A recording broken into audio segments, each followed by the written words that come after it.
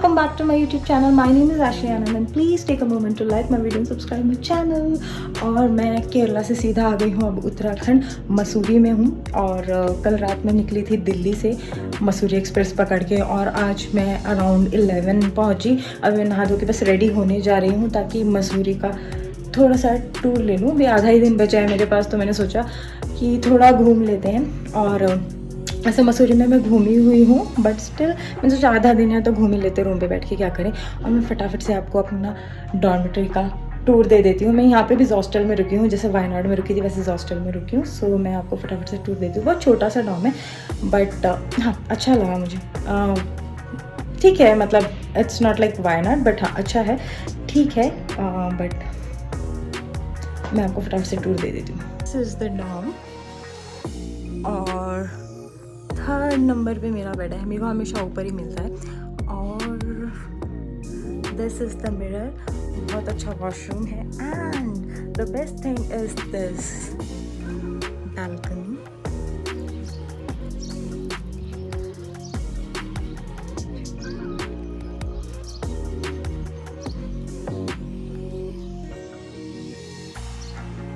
Video आगे बढ़ाने से पहले मैं आपको बता दूं कि मैं मसूरी कैसे आई। तो मैं पहुंची पुरानी दिल्ली मसूरी एक्सप्रेस पकड़ने। जब पुरानी दिल्ली आई तो लगा सारी दिल्ली ही देहरादून जा रही है, बट मेरी सीट कंफर्म थी तो मैं तो चढ़ते ही सो गई और उठी तो इस नज़ारे के साथ।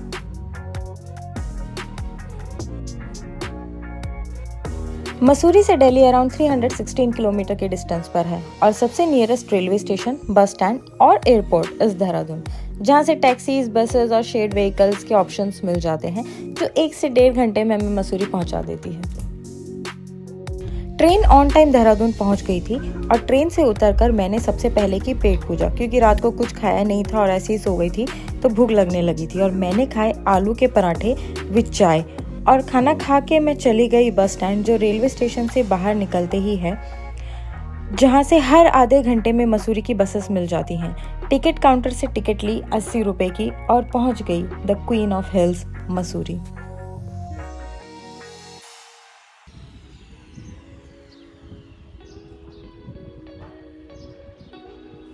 सो मैं निकल चुकी हूँ अब मसूरी एक्सप्लोर करने और अभी 2 बज गया है तो आई डोंट नो मैं क्या क्या देख पाऊँगी, बट आधा दिन है मेरे पास और सनसेट तो ज़रूरी देखूँगी। और ये रहा मेरे पीछे का view, oh beautiful it is. So अभी देखते क्या क्या एक्सप्लोर कर सकते हैं हम। And that's the hostel. अब हमें सबसे पहले एक स्कूटी रेंट करनी पड़ेगी विद ड्राइवर, क्योंकि ऑब्वियसली मुझे स्कूटी चलानी नहीं आती है। सो पहले स्कूटी वाले भैया ढूंढते हैं, उसके बाद देखेंगे कहाँ कहाँ जा सकते हैं। दोपहर हो चुकी थी तो मैं वापस आ गई अपने पराठों पर, but this time it was paneer का पराठा। दो मैं इतनी बड़ी फ़ैन नहीं हूँ पनीर पराठे की, बट इट वाज गुड। और क्योंकि काफ़ी लेट हो गया था तो मैं फटाफट से खा के वापस निकल गई अपनी स्कूटी ढूंढने के लिए। और थोड़ा सा ही घूमते फिरने के बाद मुझे एक शॉप मिल गई, AK scooty bike on rent.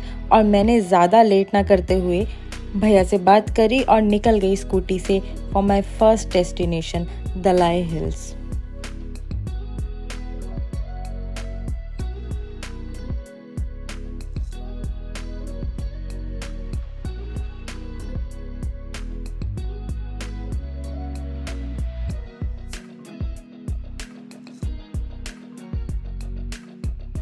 Dalai Hills library Chowk से लगभग 3 किलोमीटर की दूरी पर है और यहाँ आने की कोई एंट्री फीस नहीं है। और यहाँ लगभग 1 किलोमीटर का ट्रैक है। इसको हैप्पी वैली या बुद्धा टेम्पल के नाम से भी जाना जाता है। जब मैं गई थी तो बुद्धा टेम्पल तो बंद था, तो हमने डायरेक्ट ट्रैक स्टार्ट कर दिया टू द हिल। मसूरी को नेहरू जी का फेवरेट हिल स्टेशन माना जाता था and it was considered safe कि दलाई लामा यहाँ रुक सकते थे, तो वो यहाँ हैप्पी वैली में रुके फॉर 1 होल ईयर। एंड उसी समय में यहाँ तिब्बतन स्कूल और बुद्धिस्ट टेम्पल बनवाया गया। और ये प्रेयर फ्लैग्स इस जगह की खूबसूरती और बढ़ा देते हैं। From the top of hill एक बर्ड व्यू मिल जाता है of great Garhwal Himalayan range की, which is so peaceful and serene, जो बिल्कुल एक पेंटिंग जैसा फील होता है।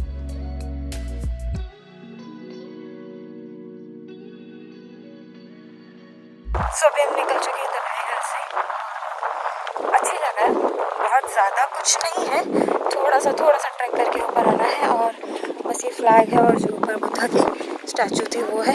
बट वर्थ है, आ सकते हैं अगर आपके पास टाइम है तो ऑब्वियसली आ सकते हैं।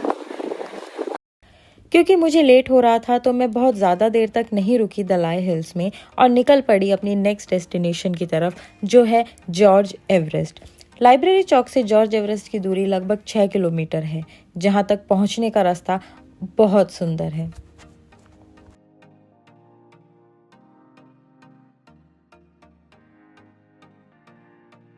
और देखते ही देखते हम पहुंच गए जॉर्ज एवरेस्ट, जो किसी कश्मीर की वादी से कम नहीं लग रहा था।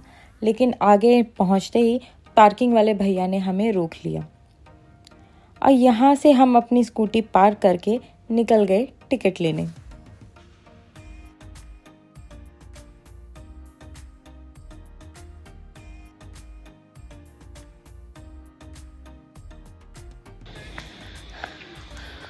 तो हमने छोटा सा ट्रैक स्टार्ट कर दिया 1 किलोमीटर का।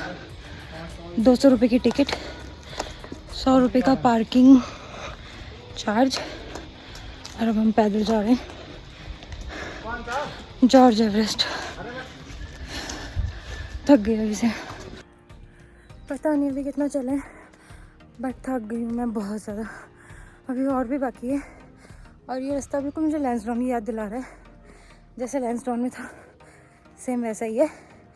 उसमें सन्नाटा, शांति, अलग ही दुनिया में पहुँची हूँ, बट अभी मंजिल और दूर है। 1 किलोमीटर के उस ट्रेल के बाद एक ग्राउंड आता है, जिसको क्रॉस करने के बाद स्टार्ट होती है असली ट्रैक फॉर जॉर्ज एवरेस्ट। और उस ग्राउंड से पहले ही जॉर्ज एवरेस्ट का घर भी है, जो कि अब कन्वर्ट कर दिया है टू जॉर्ज एवरेस्ट म्यूजियम।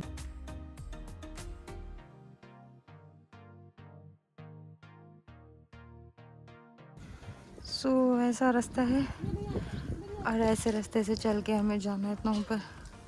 ये ट्रैक 1 से 1.5 किलोमीटर का है, जो इजी टू मॉडरेट ट्रैक में आता है और हम इसको 30 to 45 मिनट्स में चढ़ सकते हैं। तो जो लोग ट्रैकिंग करते हैं उनके लिए तो बहुत इजी होगा, बट बाकियों के लिए थोड़ा थका देने वाला होगा। बट जितना ऊपर पहुंचोगे वहाँ के नज़ारे सारी थकान मिटा देंगे। अभी उस चोटी तक जाना है, इतना सारा रास्ता बाकी है अभी।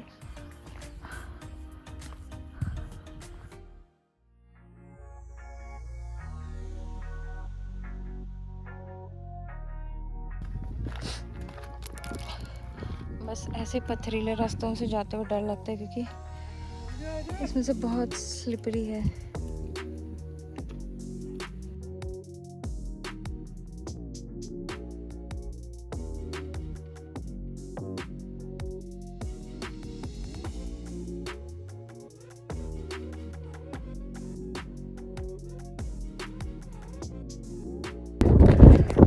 बस थोड़ा सा रास्ता रह गया। मेरे पीछे देखो मैं कितना ऊपर पहुंच गई हूँ, बट मुझे नहीं लगता मैं सनसेट देख पाऊंगी यहाँ, क्योंकि रास्ता इतना खतरनाक है। अंधेरा हो जाएगा तो वापस जाना बहुत मुश्किल हो जाएगा, तो बस मैं ऊपर जाके व्यू देख के वापस आ जाऊंगी। पीछे व्यू देखो।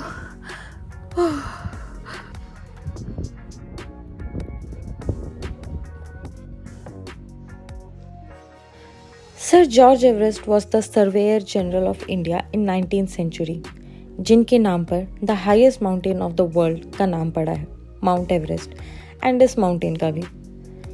अभी मैं यहाँ टॉप पर हूँ और यहाँ से पूरी दून वैली दिखाई दे रही है, और ये दिल और दिमाग को शांत कर देने वाला मोमेंट है। तो मैं अभी यहाँ थोड़ी देर तो रहूँगी। ऊपर बहुत अच्छी हवा चल रही थी, और जो यहाँ पे आने की फीलिंग है वो कैमरे में कैप्चर नहीं हो सकती। यहाँ पहुँच के एक अलग ही खुशी थी, अलग ही मोमेंट था जो कैमरा नहीं कैप्चर कर सकता। वो आपको इन पर्सन ही आना पड़ेगा यहाँ पे फील करने के लिए। बट कुछ टाइम यहाँ बिताने के बाद अब हम कर रहे हैं tata bye bye George Everest को और निकलते हैं आगे। तो ये चेक पॉइंट था जहाँ पे हमारी एंट्री हुई थी फ़ोन नंबर वगैरह की, और हमारा मुश्किल वाला रास्ता ख़त्म हो चुका है। अब वो नॉर्मल सड़क आएगी, 1 किलोमीटर वाला पैदल वाला, जो हमें चलना पड़ेगा। बाकी ये पथरीला वाला सड़क ख़त्म हो चुका है।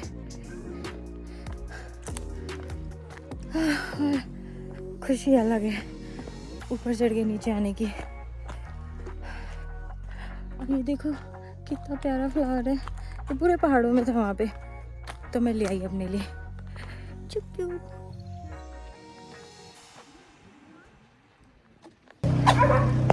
सो अपने जॉर्ज एवरेस्ट का ट्रैक ख़त्म हो गया है। वापस जा रही हूँ मैं मसूरी, मतलब मसूरी में ही हूँ बट मॉल रोड। अब देखते हैं रात को क्या कर सकती हूँ। मॉल रोड घूमूंगी, कुछ खाएंगे पिएंगे। मेरा सनसेट भले ही मिस हो गया हो बट मैं ये गोल्डन आवर इन खूबसूरत रास्तों में ऐसे एंजॉय कर रही थी।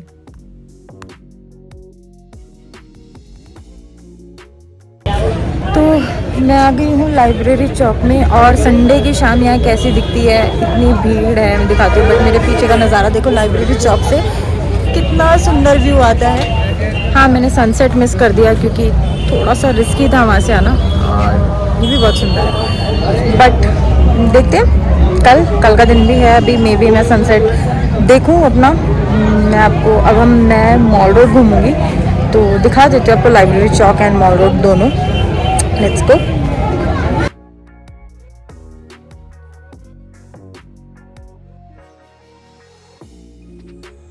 Mussoorie is small but beautiful hill station in Uttarakhand. And hill station है बट यहाँ पर सारी फैसिलिटीज़ मिल जाएंगी जो शायद बाकी हिल स्टेशंस में नहीं होती। एंड यहाँ का mall road is major attraction for many people. और देखते ही देखते कब रात हो गई और यहाँ का खूबसूरत नज़ारा जो पूरी वादियों को दिखाता है चमचमाता हुआ सितारों की तरह। इतना ट्रैक करने और चलने के बाद मुझे लग गई थी भूख, तो मैं चली खाना खाने और मैंने खाए छोले कुलचे, अमृतसरी छोले कुलचे, एंड ट्राई किया रबड़ी विद जलेबी जो मुझे इतनी खास नहीं लगी बट ओके। फिर मैं निकल गई मॉल रोड घूमने, तो देखा तो वहाँ का माहौल बहुत ही हैपनिंग था, बहुत ही अच्छा था। लोग इतना एंजॉय कर रहे थे तो मैं भी इतना खुश हो गई देख के वहाँ का माहौल। तो मैं वहाँ थोड़ा देर घूमी फिरी और उसके बाद ही गई हॉस्टल। बट अब मैं अपना व्लॉग यहीं ख़त्म करती हूँ। अगर आपको मेरी वीडियो अच्छी लगे तो please like and subscribe and comment में बताइए आपको क्या अच्छा लगा और आप क्या देखना चाहते हैं। तो मैं अपना व्लॉग यहीं ख़त्म करती हूँ। Bye bye, take care.